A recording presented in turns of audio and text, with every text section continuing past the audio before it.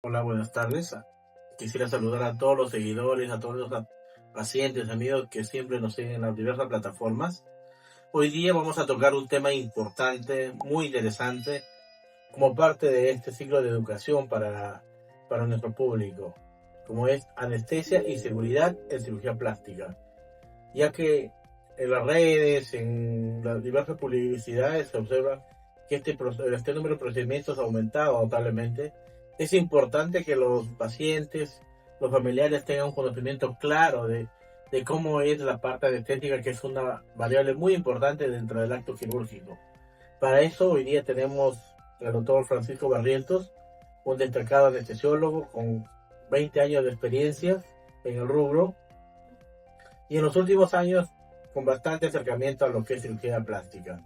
En el mundo la tendencia es de los profesionales ya hacer una especie de subespecialización, dedicarse a determinados procedimientos. Por lo tanto, un anestesiólogo que tiene mucha experiencia en cirugía plástica maneja muy tranquilamente los diversos procedimientos que se realizan. Así como en otros colegas, por ejemplo, anestesiólogos cardiovasculares, hacen esos procedimientos con la mayor solvencia. Eso es importante, por eso que el profesional de anestesiología esté muy inmerso en el tema. Hoy día lo dejamos con el doctor Francisco Barrientos para que nos muestre todos los avances, las innovaciones en su campo con respecto al tema que nos atañe, cirugía plástica. Doctor, bienvenido. Muchas gracias por estar con nosotros. Gracias, doctor. Muy buenas tardes. Un saludo cordial eh, a todos los televidentes, a todos los que nos siguen en su cadena de radiodifusión. Y estamos acá efectivamente para poder conversar un poquito de los diversos tipos de anestesia que tenemos para los procedimientos de cirugía plástica. Así que encantado de contestar sus dudas, sus inquietudes.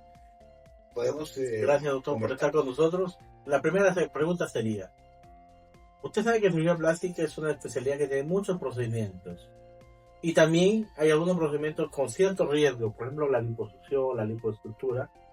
Es un procedimiento para mí, yo he hecho casi la mayoría de cirugías que están descritas, porque antes de ser cirujano plástico he hecho cirugía general. Y he visto la gran cantidad de procedimientos que existen, he participado, incluso he realizado cirugías tan grandes como una gastrectomía, una Whipple, una colectomía. Pero he visto en mi evolución, en mi crecimiento, que por ejemplo la lipoescultura es una cirugía que, dado que se trabaja en un área muy extensa del cuerpo, conlleva ciertos riesgos. Eso es verdad. Es por eso que el cirujano tiene que tener un entrenamiento muy completo para evitar las complicaciones o los problemas que muchas veces se muestran en la televisión y generan problemas muy serios en nuestra especialidad. ¿Qué cuidados sería la primera pregunta? ¿Qué cuidados tener o el anestesiólogo, qué variables debe considerar para dar una anestesia en esta especialidad, en cirugía plástica? Bueno, depende mucho en realidad. En primer lugar, depende del tipo de procedimiento que se va a realizar, ¿no? Si es un procedimiento, digamos, de alta complejidad, que involucra gran parte del cuerpo, como una liposucción, una lipoabdominoplastía, o si, por ejemplo, es una rinoplastía, que es un procedimiento más localizado. Depende, la elección de la anestesia va a depender del tipo de cirugía, como digo, del tipo de procedimiento, también de la edad del paciente, ¿no? Y de las condiciones generales del paciente. Bueno, no es lo mismo pues operar, como dije, por ejemplo, una abdominoplastía, ¿no?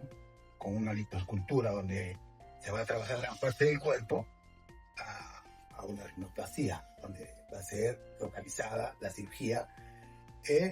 Ahí, en base a eso varía el tipo de anestesia que uno elige. Incluso es importante, doctor, siendo el mismo procedimiento, ¿no? Por ejemplo, no se puede comparar una liposucción realizada a mujer de 50 años que a una de 20.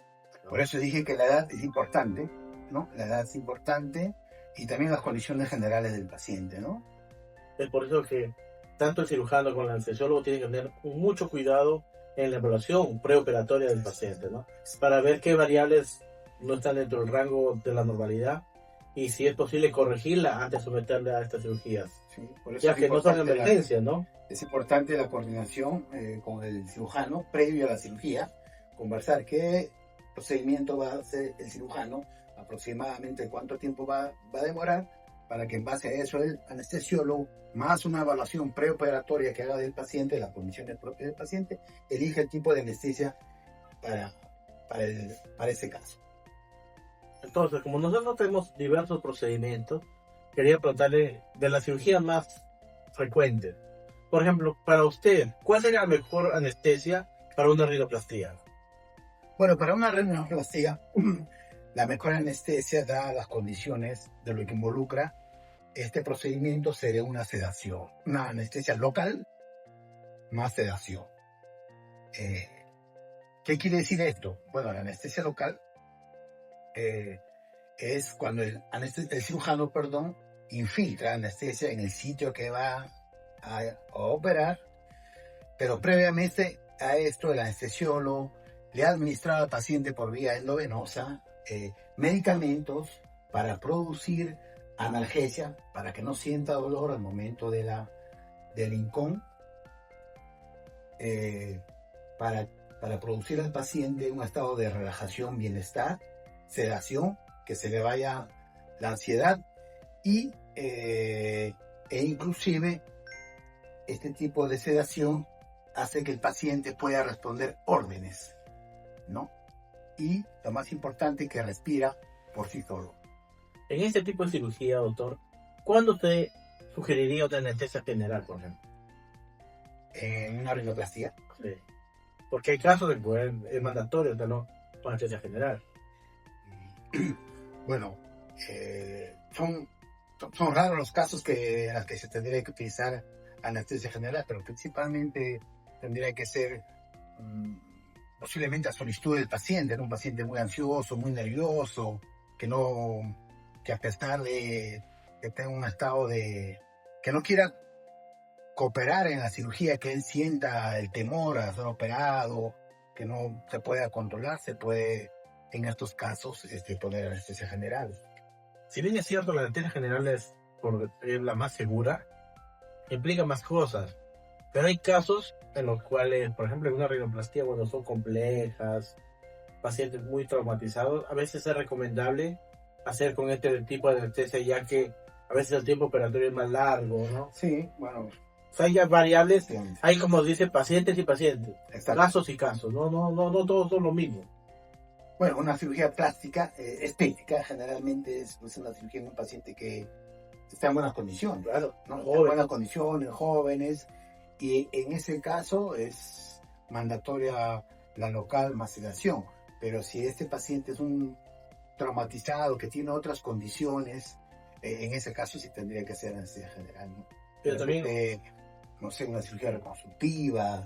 pero también otra variable que creo que el anestesiólogo considera que es el tipo de cirujano, la velocidad del cirujano, ¿no? Ah, bueno, es otra variable importante, es ¿no? otra variable importante, sí, pero bueno. ¿No? Porque hay colegas y colegas también, así como hay casos y casos, hay colegas y colegas. Exacto, sí, es cierto. En otro de los procedimientos muy comunes que se realiza es la lipoescultura, la liposucción. Para usted, doctor, ¿cuál es la anestesia ideal para este procedimiento? Lo más seguro para usted. Para mí, para esos procedimientos, es la anestesia general. La anestesia general es un paciente intubado, ¿no? Que se le administra la droga por vía inhalatoria o endovenosa, donde el anestesiólogo se hace cargo, pues, de todo el sistema respiratorio del paciente. El paciente está completamente anestesiado, dormido, no siente nada, ¿no? La liposucción es una cirugía donde se manipula mucho, donde hay mucho movimiento, ¿no? Entonces,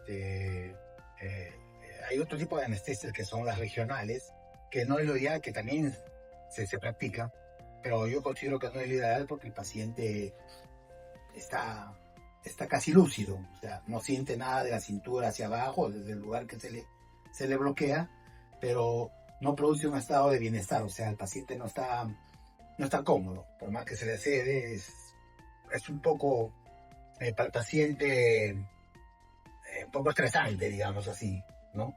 Entonces, lo más seguro, lo más sano, pensando en el bienestar del paciente, en el confort del paciente y en la seguridad es la anestesia general en estos casos. Y esto tiene que saber la gente, los pacientes.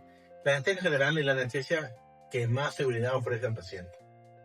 Tanto porque permite al anestesiólogo estar monitorizando en tiempo real cómo están tus variables, a diferencia de otro tipo de anestesia que también se pueden usar, pero todo está en función también del caso.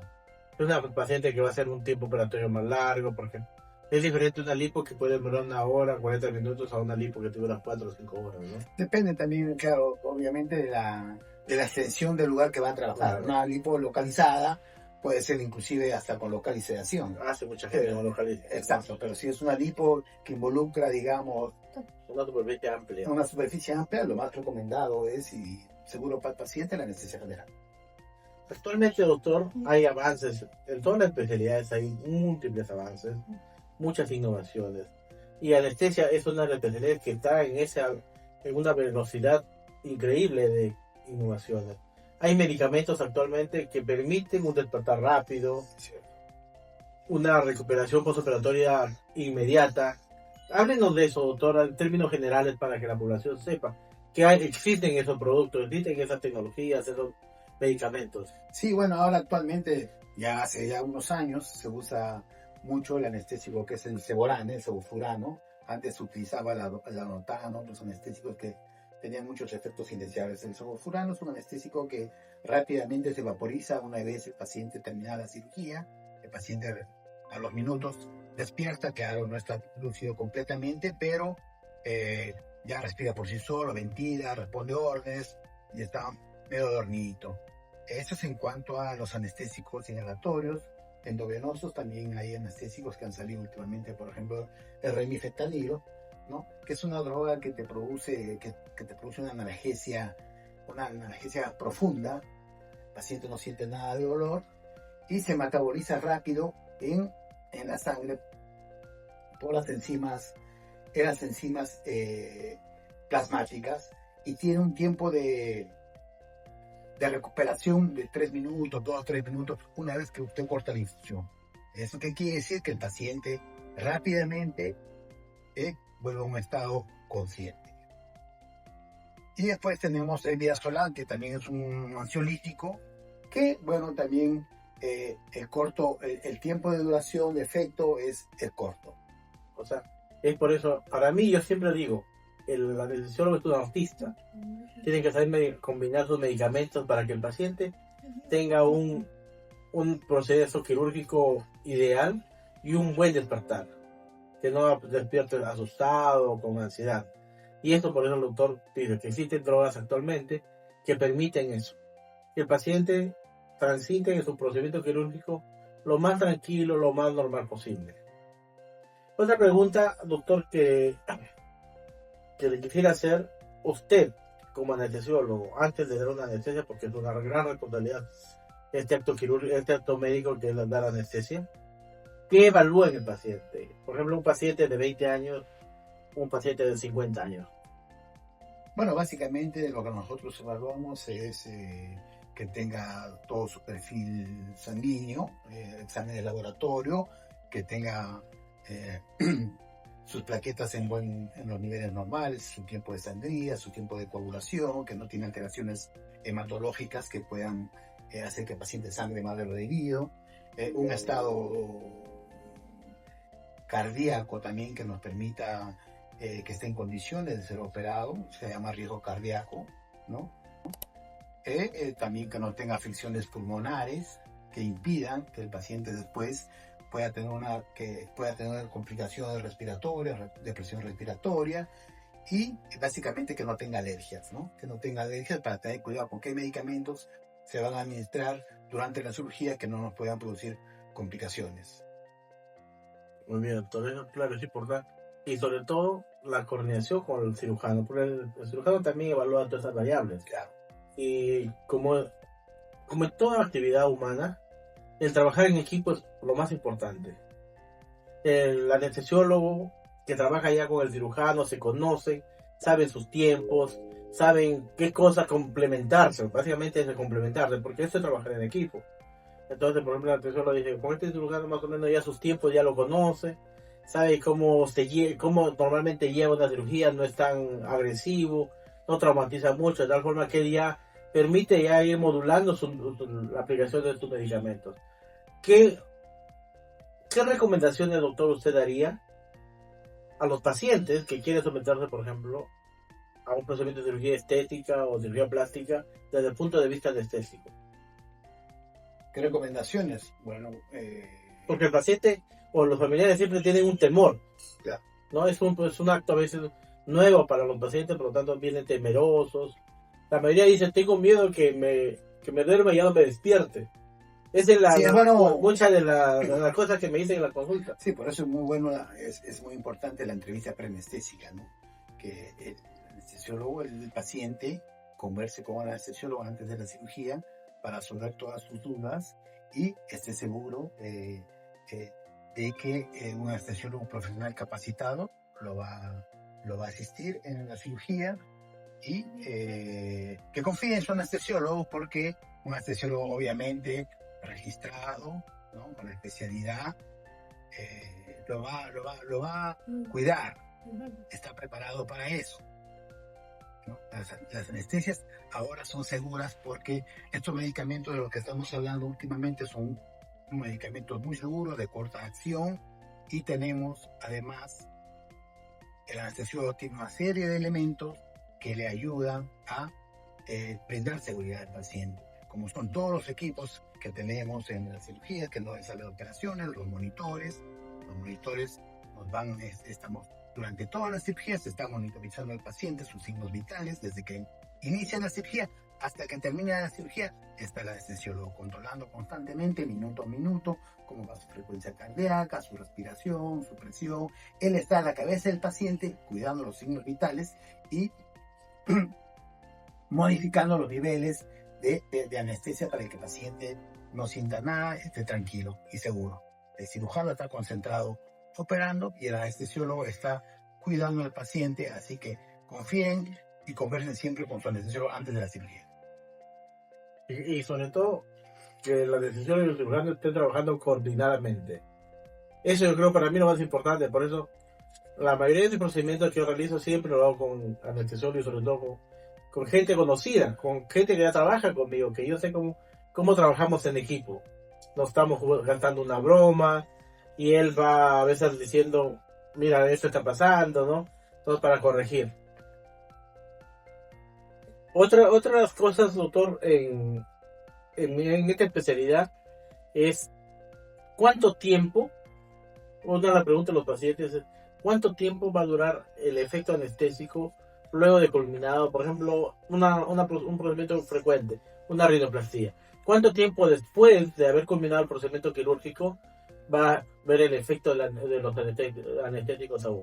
Bueno, una rinoplastía generalmente es una sedación donde el paciente, como explicamos hace un momento, uno de los objetivos de la sedación es que el paciente esté respirando solo, o sea que prácticamente que esté despierto. El paciente, claro, está sedado. ¿Qué quiere decir que está sedado? Que se le ha quitado los nervios, que está relajado, ¿no? Que se puede quedar ligeramente dormido, pero responde a estímulos verbales. Una vez que termina la cirugía, el paciente igual está respondiendo órdenes, está despierto. A la media, una hora ya puede estar completamente lúcido como si nada.